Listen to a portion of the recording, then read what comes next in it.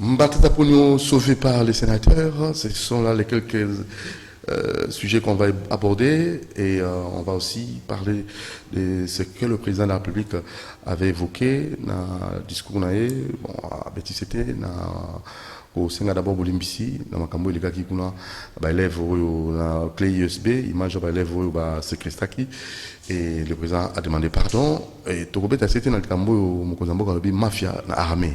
Il y a solo mafia dans l'armée et il faut nécessairement trouver ta c'était nango trouver ta c'était 61 après l'indépendance Georges Monef moko na biso ezali ko kende liboso to ezali ko zonga sima et na bandi to kosuki sa na likambo oyo etali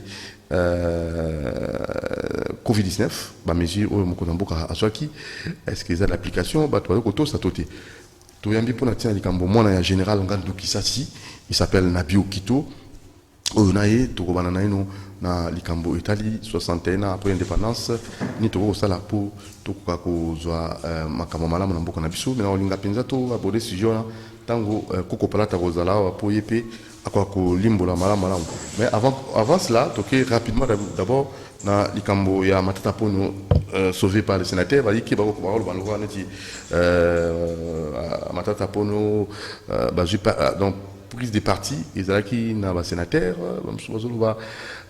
pour nani ndengona est-ce que la question est belée n'habite yo en tant que tel likambo yo ya levé ya immunité oyo et simbité na Sénat na présidence ya Baati Lukwebo ezali ko bon makamna c'est non je pense ce qui s'est passé au Sénat on s'attendait à cela. Comment ça? Parce que bango tourné bazali wana bazaba na famille moko baamba nekili baaba na bazali na même problème bango tout donc on a rejoindre Alingeti alobaki kuna na Sénat il y a des gens qui ont des problèmes détournement bazali au moins dans les 85% il y a des sénateurs bazan accusés na ba détournement. Par contre, permettre moko na bango te azwa et tout wana comme ils ont encore les militaires mais ba iba ki militaire pesila ils ont ba principe mususu ba cause la bango pour président encore dissoudre même Sénat pour ils ba dépense moko unité na kati ya mboka na biso pour toza na mboka biso bana ba marti to le la boy to la libanda to la to ba shege to ana sika bana biso ba komba kuluna bana ba martyr bana bero parce que pona ozanga cadrement na biso mais bato mususu ba osakana na mbongo mboka kaka boy alors si balongi va juger balingiti ya on appelle ça proposition moko pona problème national tout ça la amnistie économique que ba ko décider ba initier loi wana na parlement na député nyonso oya libi na pesi yango na député nyonso oya lingi ko salela que ba initier loi ya amnistie économique loi on est quoi débiso ba ko pesa délai moko boy 6 mois ou une année comme le veut ne ba mona bango ne ba sape na bambo mususu pona ko harmonie parce que nous cherchons tous un climat de confiance entre nous créer harmonie moko entre nous pour que tout vivre bien pour tout lingi ba incidate ba pombo kezana likolo ya tono essence donc ils ont passé donc il faut tout cancer moi mingi réfléchissons plus tout qui n'a pas sentimenté bien sûr que ba détournant et seulement ils ont qui faveur du temps mais quand même ce qui est logique est lié salima alors logique est lié salima je pense que ce serait mieux que na logique wana tout que na on a ba principe moko ya bien pour que ba tout ba koka koyeba o solo que non tala na kati mboka wana période moko boy batamayele balubaka boye batamayele basalaka boye batamayele balubaka boye mais ce qui que na kati mboka to que ndika biso nyonso sasa moko il doit être jugé il doit répondre à leurs actes oui VK en prison, tu sais combien? tout réfléchissez. Parce que mingi na mboka na biso lo na mona kezaka que beaucoup de Congolais n'aiment pas la réflexion. Faculté à réflexion za lisusu na biso te. To linge loko wana ebele on dirait ba bota na faculté à réflexion faible. Donc ba linga biloko yo ba lobi lelo na TV nini. Mais mutu moko ko bima na TV que non nini to ko sala poto za na harmonie entre nous tous. Ndenge na loba boy. Te. So lobi boy ba kipata te. Journal le bagini. Actualité za nini. Voilà un peu l'ensemble. Tout ériger loi moko ya ministère économique. De façon que ba pesa na bato 6 mois une année moto ya détourna mbongo mboka azongisa. Oui. Ce qui azongisi te na delo ba opesa. Voilà maintenant temps ya et tout elanda ba justice elanda parce que ça têtu à jusque là. Alors à ce moment ba kolinga te amitali ya jazanango 60 ans 65 ans, 70 ans, na kendi sous na prison na ça 20 ans. Au coup na prison. Vaut mieux na zone sa mbongo, l'état kota na mbongo wana, to zone c'est là pourcentage combien 10 à 15%, mais à condition investir mbongo wana na mboka. Po bana mboka bazwa misala. Vous comprenez? Et quoi léger tâche munene na mboka na biso ko créer harmonie pour que tu développes mboka. Moi j'aime plus dans le futur temps, que na sengna ba Congolais nyoso. Parlons développement maintenant. Tout le politique trop. Parlons plan de développement. Parlons développement et cherchons comment développer ce pays. Merci. Alors Toyambi pour la deuxième invité, Kopalata, ou Nani Baombale, vraiment na bo senga ko pesa bien na mitu na biso. Kopalata. Très rapidement, de bon mbote na yo. Mbote mini mbuta mutira. Au changer linga olata. Ingeta. Sentez-la bien. Kimezali kati nituma bayundo babika. Bayundo babika. To beti sete na likambo ele kina sena matata ponyo lever imité simbité makanisi zani. Matondo mingi makanisi na biso ezali kotalisa bandeko bayimboka ete ngonga oyo balakaki ke esengeli muyibi bakangake ne loko ayibi. Mutu alukuta pe bakangake ni loko azokosa ba effet nyonso bino bozomona ezobima na Congo eza ba effet réel ke ta ya bosolo ekoki ete même na professeur Fumukimbango alobaki il faut que les voleurs soient saisis par l'objet qu'il a volé. Tous les Congolais biso nyonso toza miyibi pambate biso nyonso toza miyibi mais na munoko tolingi Congo mais tolingi na biso Congo te pour comment mutu amilobi un Congolais mais aux osala na gouvernement congolais mais peuple congolais ata boulangerie à mapa moko ezate chose plus grave romona balimatation banani kaka étranger nde basalaka na mboka moko yoka bazoi ba milliards ba millions mais jeunesse na ye eza ya kobeba eza mutu anzala pamba te bango bazozwa insertion à partir à occidentaux ba mindele bazui politique na bango batie na mutu awe bane valeur ya mboka te ce que sengi bakanga mutu ayibi est-ce que bakanga innocent to bakanga babi l'infraction est individuelle bango mo balobaki kasi soko moni mutu ba bengi ayibaki mais soki c'est que l'état concité pour ozo fundo ozo kanga bango eza nani l'état bango pe baza banani ba l'état biso pe toza banani ba l'état ndefo kongola yo ba ke toti ke zaleli wana yuzo mona na kata mboka passe eza makasi mutu mso azo sala pa na yo ozana nyongone ya 8 mois mais bana no chaque week-end opisa bango ba $200 ba keni ba week-end mais mutu chauffeur akumbela ke to mutu azo kompanguseli azo repasser azo na valeur te bato bongo nde bato balingi mboke développer te pe jeunesse azo ne misala te tukena fo bakanga bango tukena likambo ya mafia oyo zana armée mokonzi mboka ya mokalo biango mafia zana niveau armée yo uloba nini penza na loki tona ko palata likambo mafia na kata armée il faut nécessairement to fongela ngo mission. Oui, mokonzi mboka azali l'homme le plus informé de la nation. Et ce qui y a lobi ndenge wana c'est que ayebi pourquoi oyo alobi ndenge wana pour aza bien informé. Alors pour dire que non mokonzi mboka alobi lo lengi wana c'est kana ba preuve nyonso aza ba preuve nyonso oloba que non voilà ce qui se passe dans mon pays. Alors bino bana mboka boyeba to na mboka oyo toza na problème munene. Alors problème toza na ngo ezali boye. Alors mokonzi ka lobby avec raison. Il ne parle pas pour parler parce qu'il est l'homme le plus informé, c'est lui. Alors quand il parle des choses comme ça veut dire qu'il a une information suffisante. Et il y a un lobby qui est non.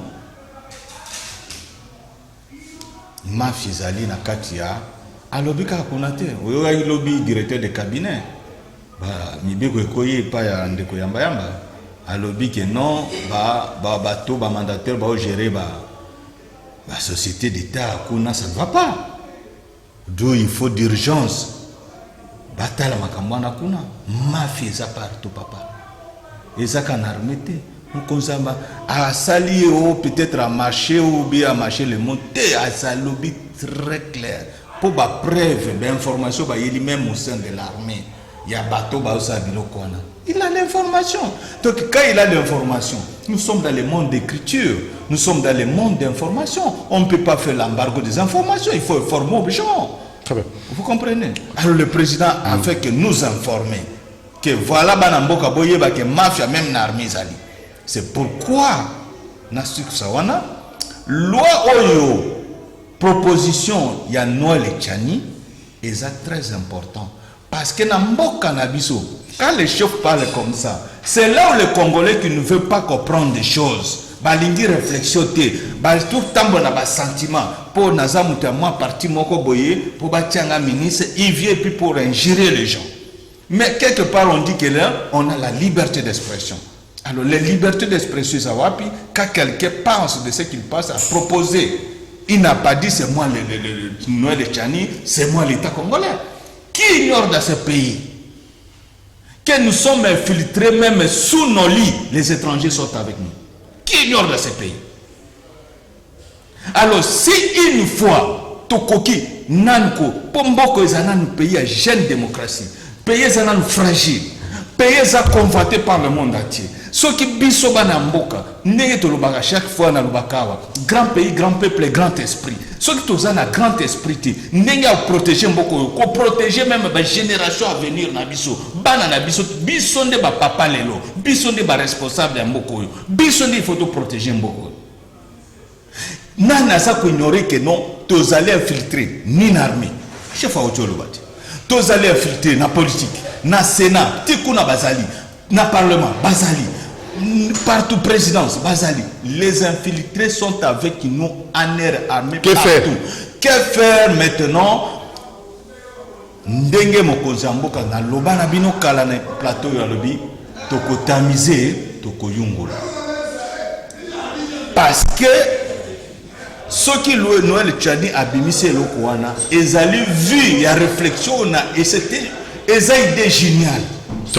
Les lots qui par exemple batubao défendre bakaya ba parti ya ba leader na bango par exemple, mais des générations après vous qu'est-ce qu'on prévoit? Alors batouana ceux qui par hasard ba kotina pouvoir amoka dans 5 ans à privatiser biloko nyos bazamba teki pour le monde a de l'argent baza besoin mabele ya Congo baza besoin ko somba même ba rivière boyebi fleuve Congo ezali même c'est ba belge moko ba rugbyman nde ba somba ekoma ya bango même yone ozali wana poti ya bateau wana botunaka pourquoi bateau ekotaka te de pêche botuna ba rugbyman ba boyaka olani ba une société moko rugbyman ce qui société belge bango ba mieux accaparer na fleuve Congo. Oh non mais c'est quoi ça? On va vérifier cette fois. Voilà, c'est ce que tu dis.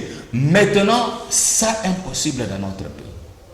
Oh, ceux qui étrangers moko akoye na tête ya mboka ma dans moins de 5 ans tout sera vendu. Rivière papa na bana oloka yo bano sokola.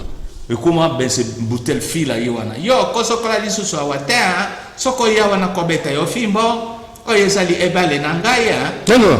Kasi mette bouteille fil. Alors, kasi ye moto akoya ko somba mboka ti. Asomi na rivière mboka na yo. Non, c'est ça. Ce qui tozolo banabino plat de la pire hima. C'est ça le plat que Gianni voulait expliquer de sa façon.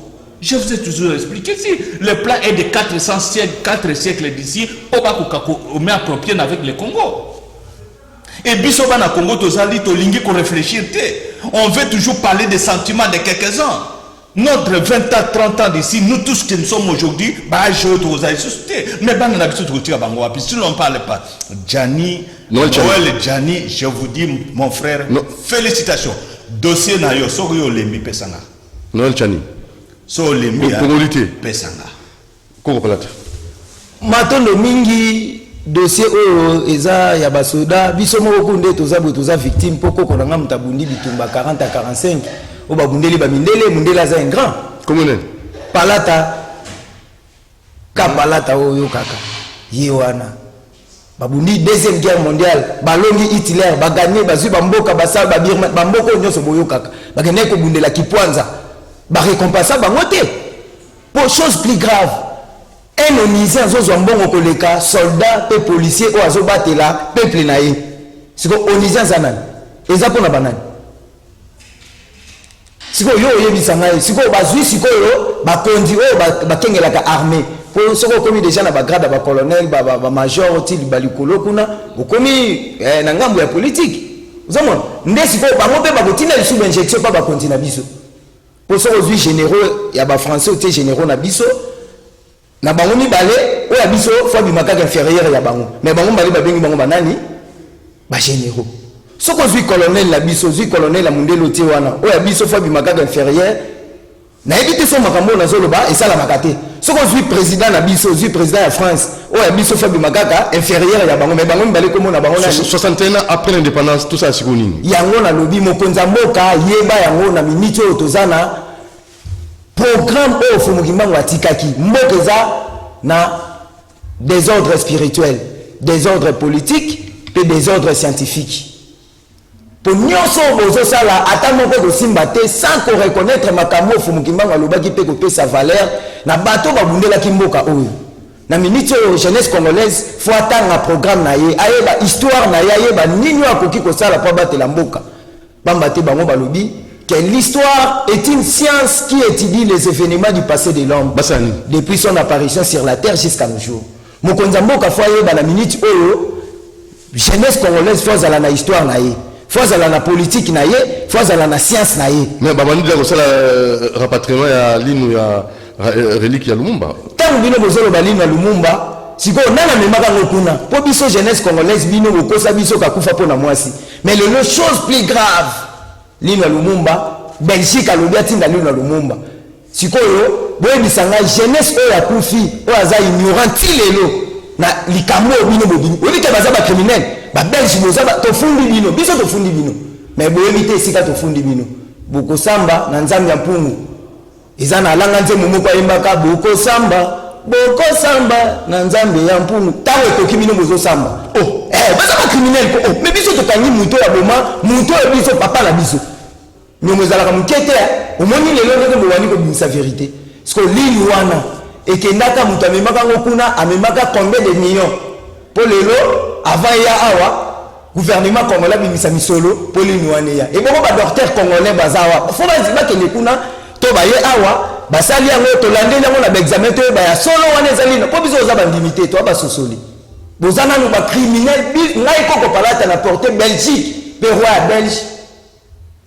Na fundi bino pambate moko teko maboyi ezabino bakabela kabino mboka oyo na 1908 Léopold II céda son Congo à la Belgique sikoyo aboma 10 millions de Congolais le lotala Congo politique tozo sala oyo bino boyela biso ya piège à diviser pour mieux régner soka komi mokonzi et komi ya basi na ye paso ka mbongo agetia lisu na banki na bino mundele po bozo ka mwa ba miette Botinde la biso na bakisi comme assistance sociale menzo ka bino ne ba criminel Belgique bongama makila bakoko na biso ekoya na bamboka na ata mboka moko de lekate France Italie Allemagne côté bakabola Afrique Amérique bozo omoni ba mupepe zo ya oza mukie tozo kende le 2 juillet mukolo botumba ka ya kipamvita tozo kende le 30 juin mukolo bino bosinyaka na Mbuta Lumumba bolobaka nini balobi premier ministre congolais, la première ministre belge, ministre affaires étrangères congolais, la ministre affaires étrangères belge.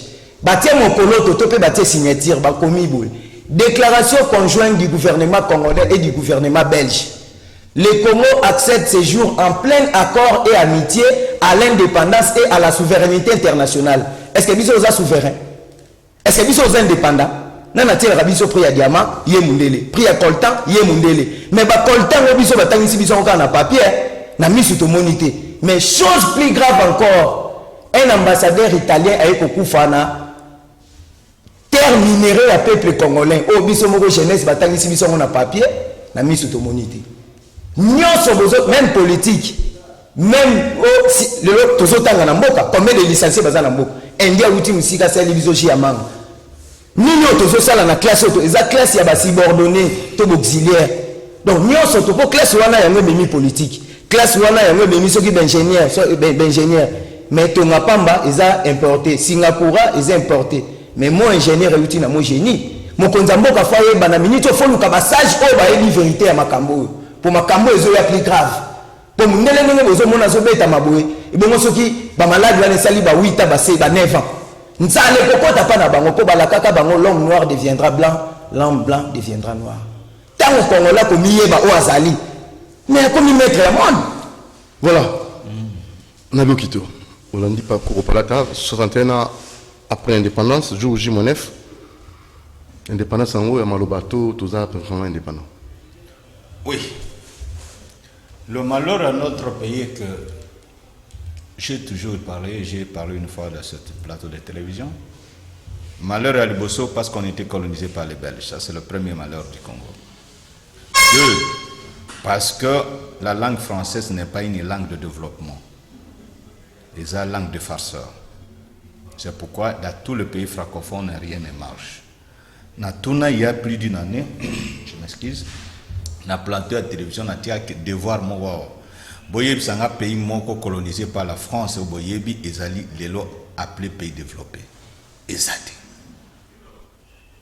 Mais en Afrique, les pays anglophones, même les pays anglophones en Afrique sont parmi les puissances du monde. Mais tant qu'il y a un pays francophone, ezali comme moi mouké Côte d'Ivoire, kaka bango ba français ba iko troublé de Côte d'Ivoire par terre. C'est pour dire que non, Mondele ayana culture moko qui ne veut pas de l'homme noir. Vous voyez pourquoi? Nous sommes une race. Le peuple bantou, je parle et je précise. Avant d'Égypte, les premiers peuples qui vivaient au Kivet central, dans le pays des Grands Lacs, là où Dieu a créé le premier peuple, le peuple bantou, l'homme qui était créé par le plan divin de l'Éternel.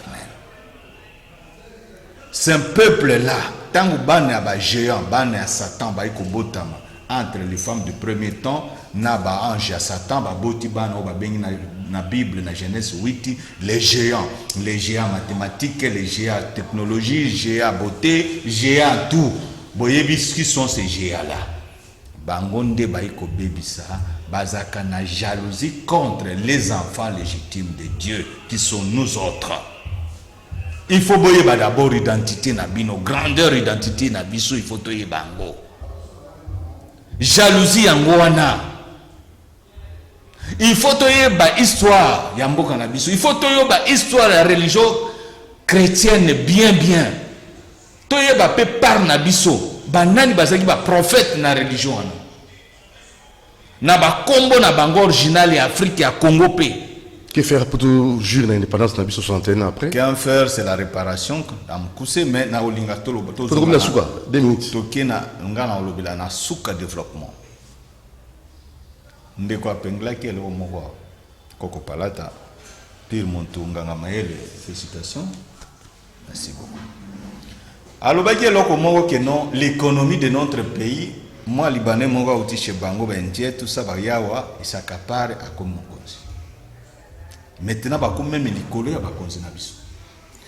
Bukamalonso bah sali tout bah faire échouer Bukamalonso. Ce sont les Arabes, les Indiens pakistanais. Ndé bah faire échouer Bukamalonso. Bukangalonso. Lelo est comme un problème à Matata Pogno. Matata Pogno a fait ce qu'il a fait. Il fallait bah continuer ça. Bah faire échouer pour bah zaoué la peine à 4 parties na bango pour Matata monana que yende motifala za candidat président de la République d'Ofia Kabila. Bitumba yango. Matata est accusé presque pour rien, mais je ne sais pas. Lobeli Matata parce qu'il est de chez vous. Parce que Sankourou Maniema, nous sommes un peu même peuple. Non, je ne parle pas. Oyebi combien na loba Matata Poni. Mais j'ai dit bien, Matata est presque rien dans cette affaire. Mais, Namboka Nabiso, problème de développement. J'aimerais prochainement le développement de notre pays, un projet de développement. Parce que tout ce on peut parler ici, sans que ça, tous le côté. D'abord, le travail. C'est pourquoi Moninga n'a différent de la Banaba Martyr Moussous. N'a croisé les bras, j'ai fait mon travail. Je suis couturier, j'ai fait du travail. Moi, 2000, 3000, na sangisi na l'équipe émission pour contribuer pour la nation. Na fandi kona, na tali immeuble, toujours fond la salité aux témoins. Immeuble présidentiel, il changeait les lots et comme immeuble, les orionnés na Kachaville et Lengi. Je n'ai pas croisé les bras. Peuple Batali Boïda, comme homme le plus populaire de l'immeuble, va voter un président immeuble. Les lots toujours continuent na Kubongisa immeuble. Pour tout développer Mboka Nabiso, na y a un projet na ça comme lui, directeur de cabinet, na comme lui président de la République, na projet de société na Ngai. Pour na ligo za na bras croisés pour na rosela non les manes uta likolo ekoya tolia non parce que na za mona martyr ba pesa biso pour ofélité Ngai na za ba projet na Ngai liboso na lobaki to créer ba société des sociétés ya télécommunication na kosa comme le chef de l'État sur sa table.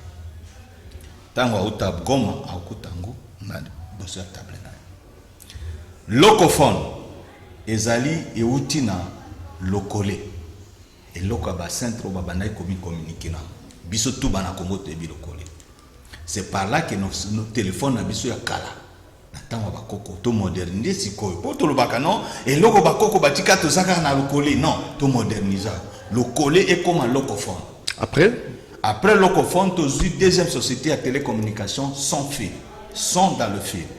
Ok. Et ça a deux sociétés à télécommunication, tu as président de la République, à m'impliquer dans le Cameroun. Tu as un ingénieur congolais, inspiration à Zui. Nous avons appelé ça. Et tu mets dans la table le chef de l'État, le directeur de cabinet du chef de l'État. Que maintenant, tout ça là, tu as implanté des sociétés à communication. Et ça pour lutter contre la chômage et contre le système où bana na biso bazo subir na ba quatre sociétés à l'étranger bazo ça batu na bango za na raisonner faut za la PD il faut za nokitisme pour bazo ya na musala pour na lutter pour biso de ba papa lelo et loko ane touchanga forta na au dossier peut pas témoignage clair et touchanga makasi Nzambe merci pour la situation alors à ça la bongo tous déplacer des sociétés on a tout lutter na chômage d'abord. Donc, créer ces sociétés au Babengi Shopo Letu. Shopo Letu ou bien à Lingala Shopo Nabiso. Et Zali ba supermarché au Kozala étendu dans toute l'étendue de la République. Que ça va supermarché, Yamboka Nabiso, Shopo Letu, Shop Nabiso, et Kozala partout dans toute l'étendue, dans chaque quartier, dans toute l'étendue de la République, dans 26 provinces. Pour soutenir pour le chômage, deux, to lié à l'alimentation et au Mboka na biso. OK, bio. Pour tozala un jour na ba biloko bazoyi la biso libanda ba ko tie la biso ba poison après quelques années à to kufi pour pays les plus convoités du monde. Il faut tozala. Ya on a créé société on a ya shop letu shop na biso ezala supermarché kozala étendu dans toute l'étendue de la République. Très intelligent. Deuxième troisième point, parce que c'est troisième, quatrième. Na ba quartier nyos na ba commune nyos 26 à Kinshasa. Basomba président de la République, l'État congolais, premier ministre. Sama Lukonde. Basenga mututo azana lupango akoteka ateke la gouvernement. Tous avons besoin de 10 parcelles dans chaque commune. Et dans 10 parcelles on a to sengi permutation pour tout tiango espace moko. To créer cité commerciale ou bien mall. Pour les Congolais seulement. Ça, c'est une façon que le chef de l'État a parlé que non, nous faisons des Congolais des millionnaires. C'est une façon de lutter encore avec le chômage. Nous avons à l'étranger. Au lieu de l'étranger. Merci de ça. Et quoi aider, ce qui est créé dans chaque commune. Embouteillage fait la ville. Vous avez suscité, né, tu fais na bamboka mindele kuna, ngai na quartier na fanaka. Nous c'est ça la quartier là. C'est ça na quartier na commune na yo ko kende ville te ko. Merci. moi na mboka nabi okito merci koko pala to na suka en une seconde monsieur Sidi ingeta moi le basuka ya suka ingeta rapidement aussi si tozotombela na babundi nyonso ya religion africain était musala et que malamu keke ni malamu na komba fumu kusu kia muzala mpanda na ngola abonnez-vous massivement à Doudou Montiki TV abonnez-vous massivement à Doudou Montiki TV ciao